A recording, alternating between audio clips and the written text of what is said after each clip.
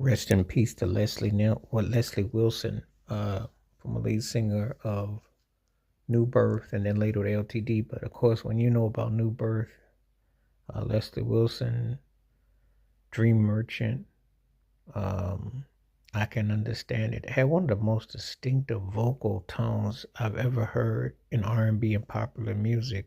And of course, um, Jamie Foxx Tank sampled that for Unpredictable. That was the big breakout for Jamie Foxx, that which came out 20 years ago.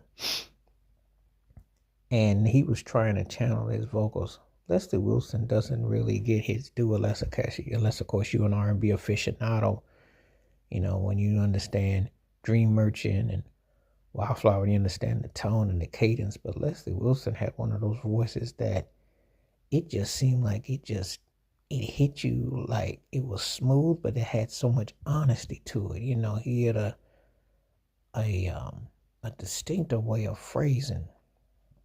When I hear his vocals, um, they're like storytelling. It's so harmonious. It's just, and it's unbelievable because when you think about Leslie Wilson, there have been other R&B vocalists and bands, and they have distinctiveness, and that's the thing about it. But he really didn't sound like nobody else. Like everybody was either trying to sound like Sly Stone, or emulate what was kind of like taking an adaptation.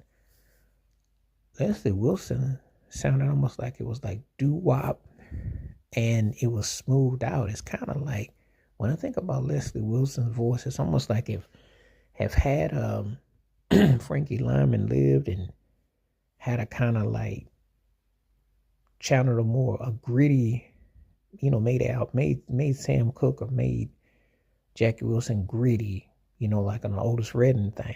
That's what it would have been like.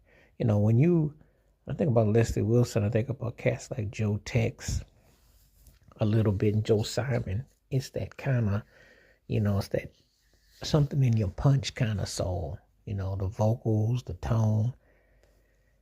But when I hear obviously Dream Merchant and Wildflower, and I can understand it, and that grit, that urgency, it's so different. What a voice, what a tone, what a way to phrase. Think about it. He left New Birth, and then he was asked to go replace Jeffrey Osborne in LTD. And ain't too many people could go behind Jeffrey Osborne, but Leslie Wilson could. Leslie Wilson was that kind of dude. That's one of the baddest vocalists ever to emerge